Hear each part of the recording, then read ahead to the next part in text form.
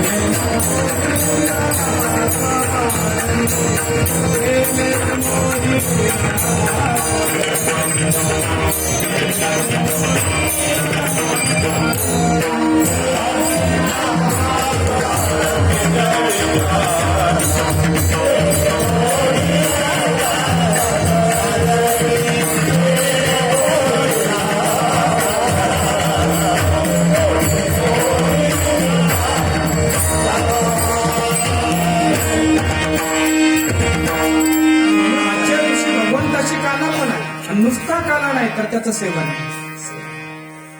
काला शब्दाचा दुसरा अर्थ सांगतो, हलका फुलका. आता हे जे बोललो मी अगदी तत्वज्ञानाच्या प्रांतामध्ये बोललो, आपल्याला कळलं असं. मराठीमध्ये असतो काळा आणि हिंदीमध्ये काळ्याला काय म्हणतात? काला म्हणतात. हे काय, त्या कृष्णाला सुद्धा त्या गवळीने काय म्हणायच्या, तो काला आहे. पण त्या असं म्हणायचं, आम्हाला प्रश्न असा आहे बाबा, तुझा बाप सुद्धा गोरा आहे, तुझ्या आई सुद्धा गोरी आहे, पण तू असा काळा कसा? आम्हाला थोडी शंकाच निर्माण होती, तू तुझ्या आईबापाचा आहे की नाही काय?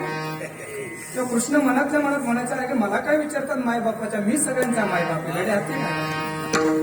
सगळ्यांचा बाप मी असताना माझ्या मायबापाचा विचार करताय. परंतु तत्वज्ञान नाही, तुम्ही भावनेनं मला विचारलं ना, म्हणून मी भावनेनं सांगतो मी काळा का झालो म्हणून. आणि ते लगेच म्हणायचे मध्यम द्या म्हणून.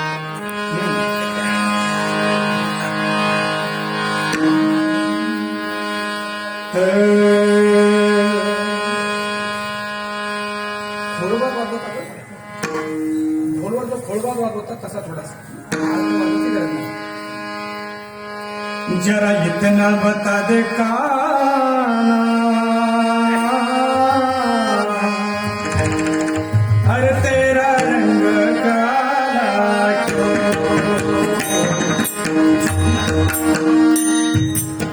चतुर त्याच्यातला बजा,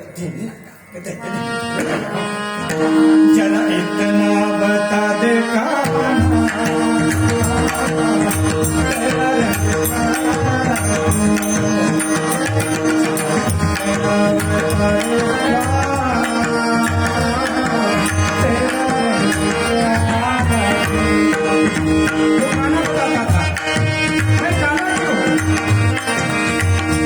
मैंने काली रात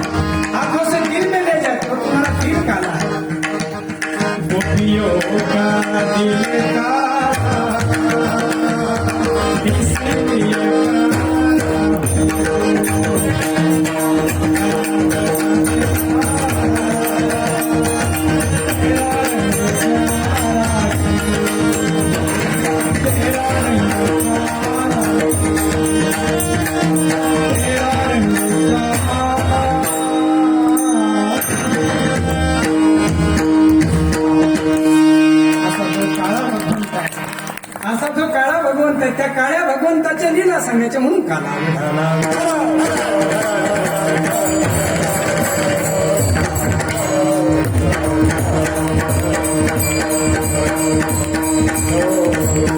ही नामदेव महाराजांची गवळण सेवेसाठी घेतली आहे. थोडस प्रस्तावित करूया. श्रीकृष्ण भगवंताचं सौंदर्य सगळ्यांना मोहित करून घेणार आहे. भगवंताचे अनेक अवतार झालेत, परंतु कृष्ण भगवंत जेवढे प्रसिद्ध झाले तेवढा प्रसिद्ध अवतार दुसरा नाही. कारण इतर अवतार सगळ्यांना मान्य होईल असा नाहीये, परंतु हा अवतारच असा आहे की तो सगळ्यांना मान्य होतो. एखादा चोर असेल, त्या चोराला सुद्धा कृष्ण आवडतो, कारण तो म्हणतो की आपल्या जातीचा कृष्ण आहे. एखादा व्यभिचारी मनुष्य असेल, ज्याला 2-4 बायका असेल, त्याला सुद्धा आश्वासन भेटत असतं मला 2च आहे, कृष्णाला 16,108 आहे.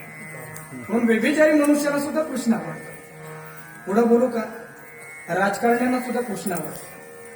कारण जेवढं राजकारण कृष्णाने सुंदर केलं तेवढं राजकारण कोणाला करता आलं नाही. याचा अर्थ असा आहे की कृष्ण भगवंताने अशा लीला केल्या की सगळ्यांना आपल्याकडे खेचून घेतलंय. अहो, आपल्या हिंदू धर्मातल्या माणसांना तो आवडला असेल याच्यात विशेष काय, परंतु इतिहास असं सांगतो की इतर धर्मांनी जेव्हा त्याला पाहिलं त्या इतर धर्मातल्या माणसांना सुद्धा असं वाटलं की कृष्ण माझा आहे.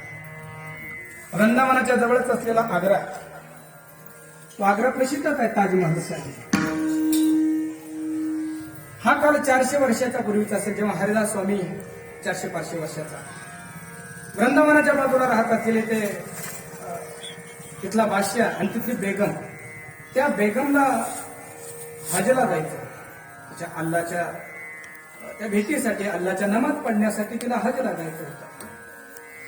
प्रवास करत असताना वृंदावन मधून जायला लागणार होतं, म्हणून तिला पालखीमध्ये सजवण्यात आलं. त्याचे काही सैनिक असतील ते काही सैनिक पुढे आहे, काही सैनिक मागे आहे, आणि त्या पालखीमध्ये त्या डोलीमध्ये बसून तिला त्या हजला घेऊन निघाले होते. पण वृंदावनामध्ये आल्यानंतर वनामध्ये भक्तांचे भजन ऐकले, तिथला जयघोष ऐकला, आणि त्या बेगमने विचारलं होतं, यहाँ पे हम कहाँ पे आए, अरे हम कहाँ पे आए. तर ते सैनिक म्हणायला लागले, हम कहीं नहीं, हम वृंदावन में आए हैं, यहाँ काफिरों का भगवान रहता है, यहाँ पे काफिरों का भगवान रहता है. आपल्या भारतामध्ये राहणाऱ्या मुस्लिम बांधवांविषयी बोलायचं नाहीये, परंतु जी खलिफा पद्धत आहे, अभ्यास जर करत असेल तर आपल्याला कळेल की सर्व विश्वामध्ये जो काही इस्लाम धर्म आहे भाऊ, आणि त्यांचा मुख्य जो आहे तो खलिफा असतो. मुळामध्ये शिकवणच अशी दिल्या जाते त्या धर्मामध्ये की मुस्लिम हाच धर्म पाक आहे, अल्लाह हाच पाक आहे. आणि त्या व्यतिरिक्त मी ते तत्वज्ञान सांगतोय. कोणाला जर पाहायचं असेल तर युट्यूबला जा आपण, आणि इस्लामी आतंकवाद म्हणून एक टायटल आहे, अविनाश धर्माधिकारी सरांनी त्याच्यावर एक 4-5 व्याख्यानं दिले, ऐका तुम्ही. मी तो अनुवाद सांगतो. जगामध्ये एकमेव धर्म इस्लाम आहे, एकमेव ईश्वर अल्लाह आहे. ईश्वर नाही, आपला खुदा अल्लाह आहे. आणि त्याच्या व्यतिरिक्त जे देव आहेत ते काफिर आहे, त्याच्या व्यतिरिक्त जे माणसं आहेत ते काफिर आहे. आणि त्याचं तत्वज्ञान तर असं सांगतं की या जगामध्ये जगण्याचा अधिकार फक्त आपल्याला आहे. काफिर जे आहे त्यांना जगण्याचा अधिकारच नाही. मग एक तर त्यांना बाटून मुसलमान करा, कारण मग त्यांना जन्नत मिळेल, कारण दुसरं काही नाहीच ना. बाटून एक तर त्यांना मुस्लिम करा, आणि जर बाटून जर ते येत नसेल तर त्यांची कत्तल करा, किंवा जिहाद का काम. आपण तेवढासा बारकाईने त्याचा विचार करत नाही. आसाममध्ये आता ते मदरसे बंद करण्याचा विचार केलाय तिथल्या सरकारने. मुलांना कीर्तन जे असतं ना, इथं असा गोंधळ चालत नाही, बिलकुल बोलायचं नाही, शांत राहायचं, एकदम शांत. जायचं असेल तर जाऊ शकतात. कायमच खेळतात, त्यांना वाटतं कीर्तनही तसं खेळण्याचंच आहे का, खेळण्याचं आहे पण खेळीमेळीच आहे, खेळण्याचं नाही. आणि त्यांना शिस्त पण लागायला पाहिजे. असं विषयाची लिंक तुटून जाते त्याच्यामध्ये. काय बोलत होतो काय माहिती. त्या आसाम राज्यामध्ये आता त्यांनी निर्णय घेतला की ते मदरसे बंद करायचे. एक त्याच्यातला बारका सांगतो फक्त, ज्यांना कळेल त्यांना. भारतमध्ये असलेले विशेषज्ञ लोकांनी एकत्र बसून विचार केला की सीमेवरचे कितीही आतंकवादी मारले तरी आतंकवाद संपणार नाही. आतंकवाद जिथून निर्माण होतो तिथली प्रक्रिया थांबणार. आणि म्हणून आता सीमेवर किती माणसं मारणार आहेत, जिथून तयारच होतात ये जिहाद है, अल्लाह का काम है, तेच बंद पडायला पाहिजे.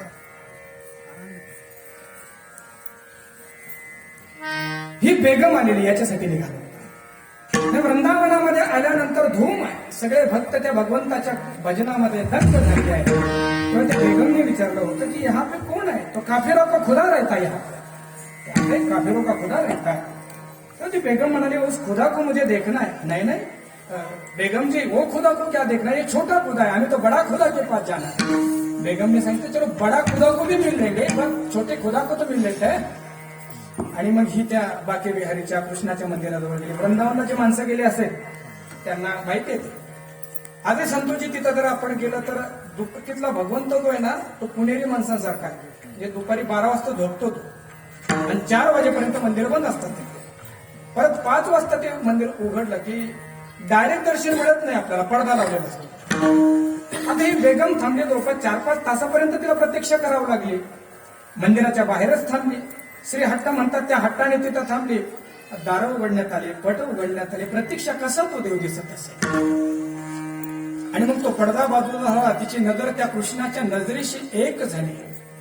आणि ती बेगम आता म्हणायला लागली की अभी बडा खुदा के पास जाने की जरूरत नहीं है, इस खुदा के पास ही रहना है. कृष्णे लागो तुझा स्वप्न कृष्णे लागो तुझा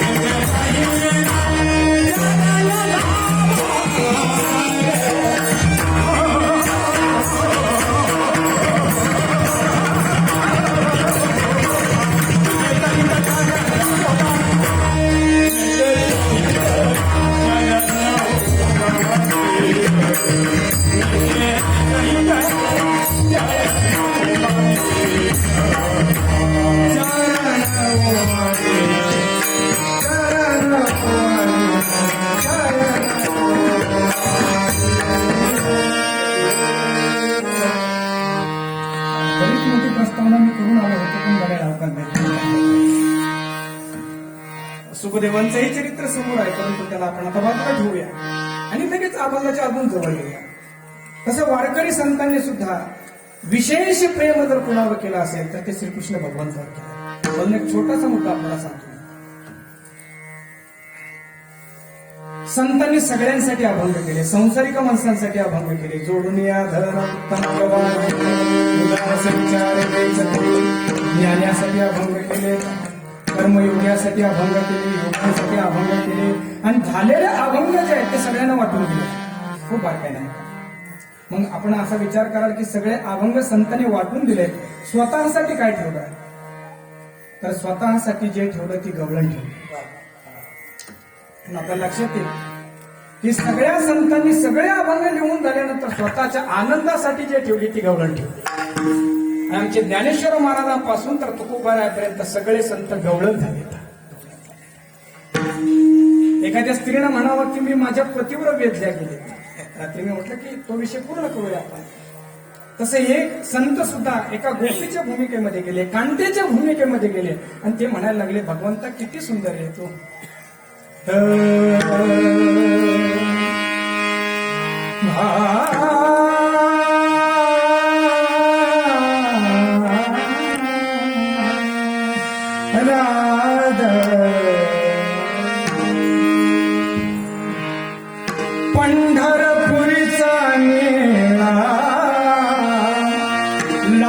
लावण्याचा पूत पंढरपूरचा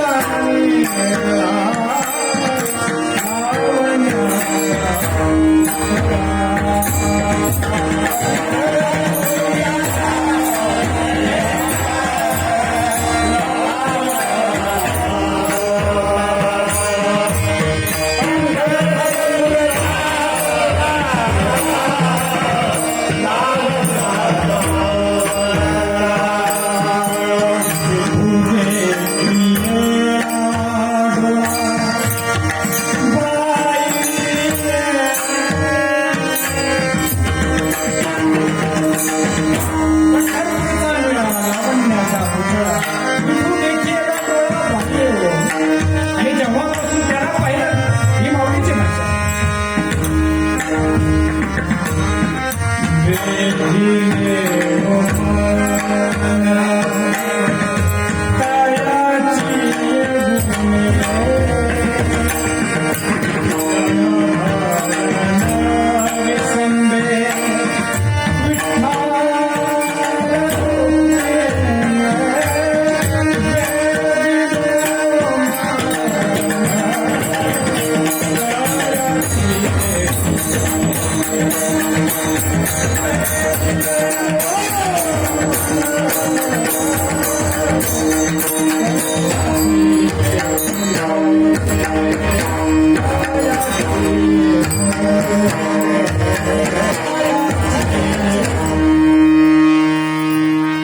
सगळं बोलत गेलो तर त्याला बराच पुढे मिळत आहे. तुकाराम महाराज सुद्धा म्हणतात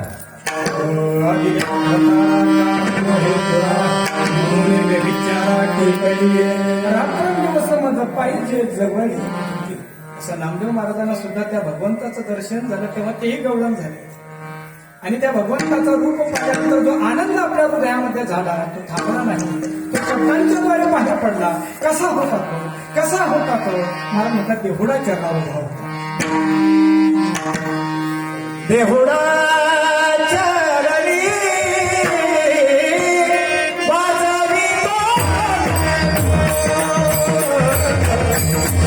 देहुडाच्या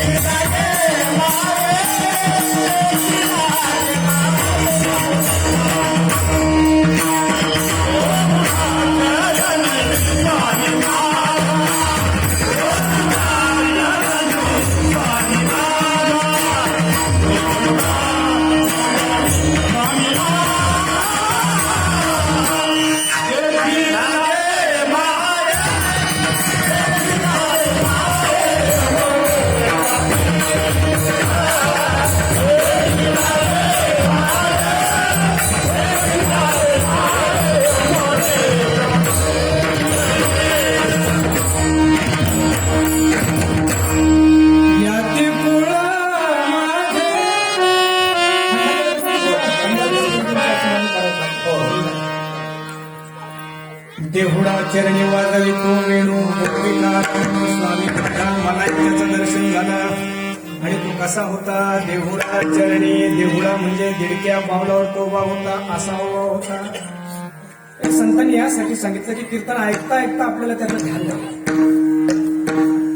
भगवंताचं सगळंच काम आहे अर्थपूर्ण आहे. विनाकारणच काही तर तू करत बसत नाही.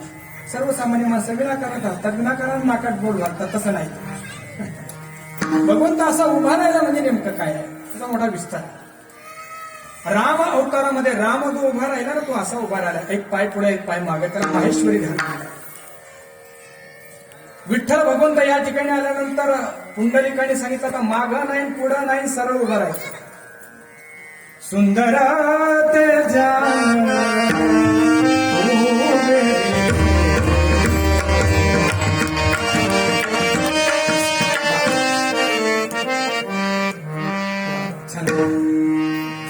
समान पावला. आणि कृष्ण अवतारामध्ये त्याने एक पाय खाली ठेवला तर एक पाय वर ठेवला. काय त्याचा अर्थ? परमपूज्य आदरणीय डोंगरेचे महाराज असं म्हणायचे, एक पाय त्यांनी असा ठेवलाय की एका पायानं तो दाखवतो तुम्ही संसारामध्ये आहे, पण एक पाय वर दाखवत असताना तो असं दाखवतो मी जरी संसारामध्ये असलो तरी मी अनासक्त आहे, मी कोणात गुंतलेला नाही. ते असं म्हणायचे की सबका प्यारा लेकिन सबसे न्यारा वो हमारा कान्हा है. देहुडा चरणी त्याचा विस्तार होईल महाराज. खरं तर साधू संतांनी भगवंताचं चिंतन करत असताना त्याच्या मुखाचं कमी वर्णन केलं, त्याच्या चरणाचं वर्णन जास्त केलं. किती किती किती अभंग आपल्याला पाहता येईल, किती तर चरणांचं वर्णन आपल्याला पाहायला भेटतं. रुपी जडले लोचन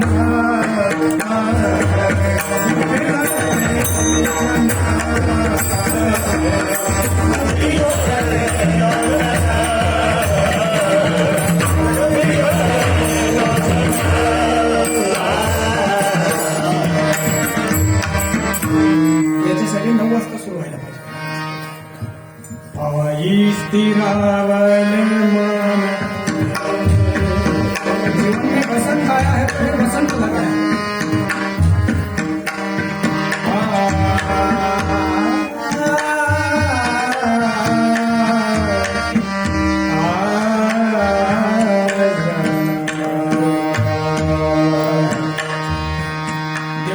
चरणी आणि वाजवी तो वेणू.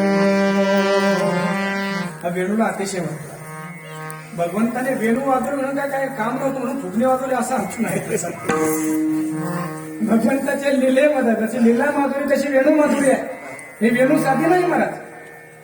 वेणू कोण आहे? एक दिवस राधा आणि मुरारी क्रीडा कुंज वनी करी ह्याला व्हायचे. गायकांनी बदलून टाकलं बाबू हे सगळं. एका गायकाचं ऐकलं ते म्हणते राधा आणि ती मुरारी क्रीडतात कुंजवनी. कृष्ण डुल्लत डुल्लत डुल्ल. किती डुलतोय तुमच्या चालीसाठी? किती डुला लावायचं त्याला? तसं नाही, ते राधा डोलत डोलत आणि नीच म्हणते.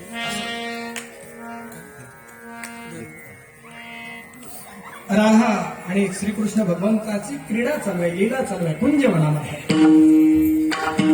खूप सूक्ष्म यांचं सौंदर्य यांचं प्रेम बघून सरस्वती मोहित झाली आणि तिला असं वाटलं की जे प्रेम राधेला मिळालं ते प्रेम मला मिळालं तर किती छान होईल. मग ही सरस्वती जी आहे कुंजवनामध्ये आहे. भक्तिशास्त्रामध्ये याचं वर्णन आहे. आणि मग तिथं आल्यानंतर या दोघांमध्ये चाललेला अंतरंग विहार त्या सरस्वतीने पाहिला आणि भगवंताला त्या लीलेतून बाहेर काढण्याचा प्रयत्न केला. भगवंताला राग आला.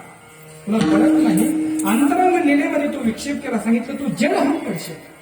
असं म्हणतात की सरस्वती जड झाली आणि तीच वेणूच्या रूपाने प्रगट झाली. मग ती वेणू अशी म्हणायला लागली, देवा सरस्वतीच्या रूपामध्ये तुझं आधारामृत मला मिळालं नाही, या वेणूच्या रूपाने तर देत राहणार.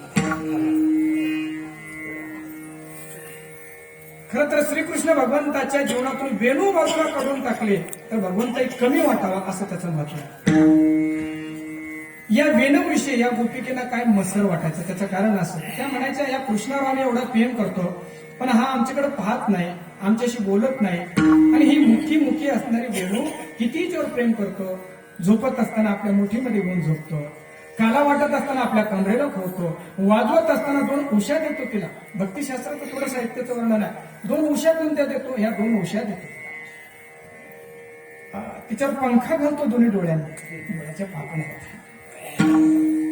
किती प्रेम याच्यावर करतो. एक दिवस काय झालं, या गोपिकेने ती वेणू जी आहे ती वेणू चोरून घेतली आणि घेऊन गेली आपल्या निज मंदिरामध्ये आणि बोलायला लागले ते वेणूशी. वेणू ही बोलायला लागले, का ग एवढं प्रेम आम्ही त्या कृष्णावर करतो, तो आमच्याकडे पाहत नाही, आमच्याशी बोलत नाही, तू काय एवढं पुण्य केलंय ग, तुला एक क्षण सुद्धा तू सोडत नाही. वेणू म्हणायला लागली, मला माहिती नाही मी काय पुण्य केलं, पण खरं सांगू का मी इथपर्यंत येण्यासाठी खूप कष्ट सहन केले कृष्णाकडे. बघू असं वर्णन आलं शास्त्रामध्ये. आता इन्कलाब जिंदाबाद करू नका कोणी, म्हणजे झालं. जसं आपल्याकडे वैदिक धर्मामध्ये 4 वर्ण सांगितले, ब्राह्मण, क्षत्रिय, वैश्य आणि शूद्र. तसे झाडामध्ये सुद्धा 4 वर्ण आहेत. वेणू हा कोण, हे जे झाड आहे शूद्र वर्णातलं आहे. कारण जंगलामध्ये आग जेव्हा लागते ना, हे वेळूमुळे लागते. जंगलाला जाळण्यात कारण वेळूचं झाड असतं, म्हणून शूद्र वर्णामध्ये आहे. ती म्हणते मी जेव्हा जंगलामध्ये राहत होते, वेळूच्या रूपामध्ये होते, काटेच काटे मला, मध्ये माझ्या गाठीच गाठी. बांबू पाहिला ना आपण, त्या बांबूमध्ये गाठीच गाठी. एक कलाकार आला, त्याने मला तोडलं, तोडल्यानंतर मला कापल्यानंतर त्याने मला पाहिलं, माझ्यामध्ये बऱ्याच गाठी होत्या. त्याने सळे गरम केले, लोखंडाचे सळे गरम केले, लाल बुंद झाली की ना, मग त्याने ती सळे माझ्यामध्ये घातली, आग झाली, सगळ्या माझ्या गाठी तुटून गेल्यात. त्याने मग त्याच्यावर छिद्र पाडलेत. आणि मग काय झालं, मग माझ्यातल्या गाठी निघून गेल्या. इकडून पाहिले तरी मोकळी, तिकडून पाहिले तरी मोकळी. वेणू म्हणते मला दुसरं काय माहिती नाही, मला असं वाटतं की माझ्या पोटामध्ये जोपर्यंत गाठी होत्या तोपर्यंत कृष्णापर्यंत मला जाता आलं नाही. जेव्हा माझ्या हृदयातल्या गाठी गेल्या, कृष्णाने मला जवळ घेतलं. अजून पुढे ऐका, वेणू म्हणते तुम्हालाही कृष्ण जवळ घेईल ना, तुमच्या हृदयातल्या गाठी तोडून टाका. आमच्याकडे किती गाठी आहे, त्याला तर पाहूनच घेतली, त्याला तर पाडायचंच पुढच्या वर्षी. त्यांनी माझं नाव घेतलं नाही, माझा सन्मान केला नाही, गाठीच गाठी. कृष्ण म्हणतात तुम्ही गावाच्या कामाचे, माझ्या कामाचे नाही. आपल्या हृदयातल्या गाठी फोडीत चला, मोकळे व्हा. आणि जर मोकळे झालात तर तुम्हालाही मी माझ्या आधारावर घेईन. बघा ना, ही मोकळी झालेली वेणू जेव्हा वाजायला लागले, त्याचा परिणाम वृंदावनी वेणू कवनाचा माय.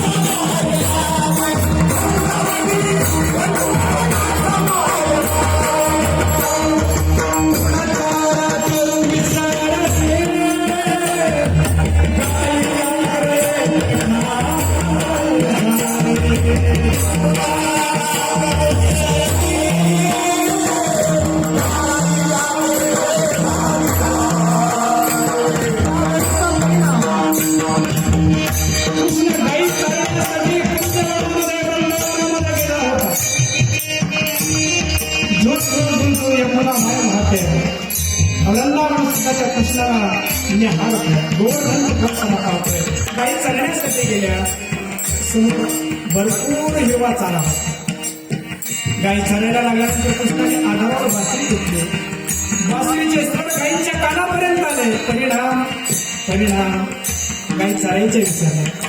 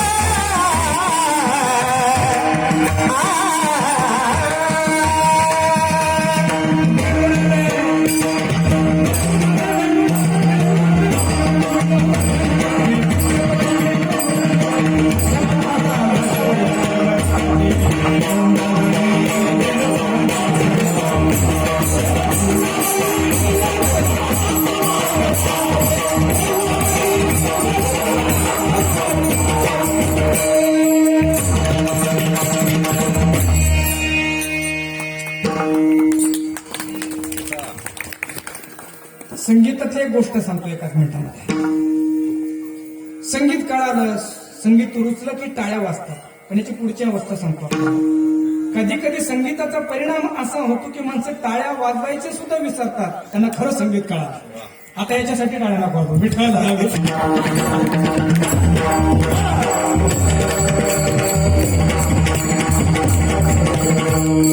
देहुडा चरणी वाजवितो वेणू हा वेणू, गोपिका म्हणून स्वामी माझा. गोपिका ज्याच्यामध्ये रममान झाल्या किंवा जो गोपिकेमध्ये रममान झाला,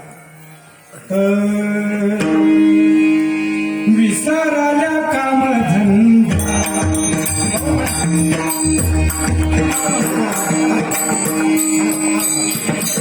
विसराल्या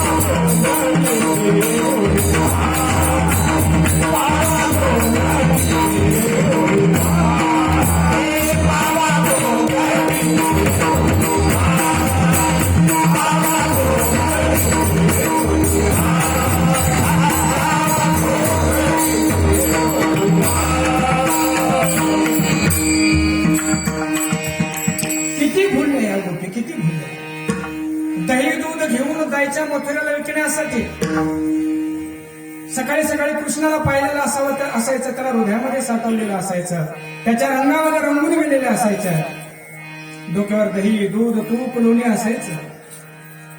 आणि मग तिथे गेल्यानंतर त्यांनी म्हणायला पाहिजे होतं खरं तर, दही घ्या तूप घ्या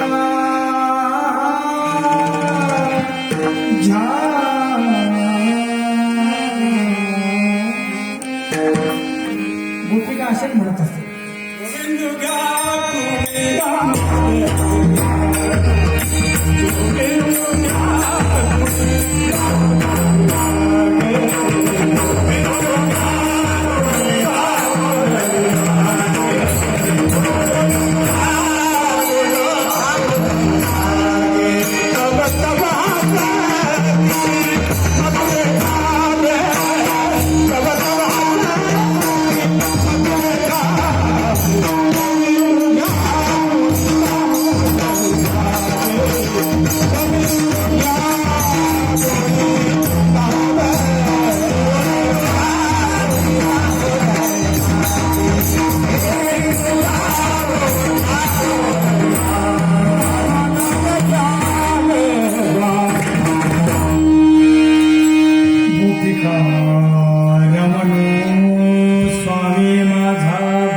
त्याच्यामध्ये रममाण झाल्या आणि तो कुठला तरी संबंध जोडल्याशिवाय प्रेम निर्माण होत नाही. बर तो माझा आहे, देवळा चरणावर उभा आहे, गोपिका त्याच्यामध्ये रममाण झाल्या.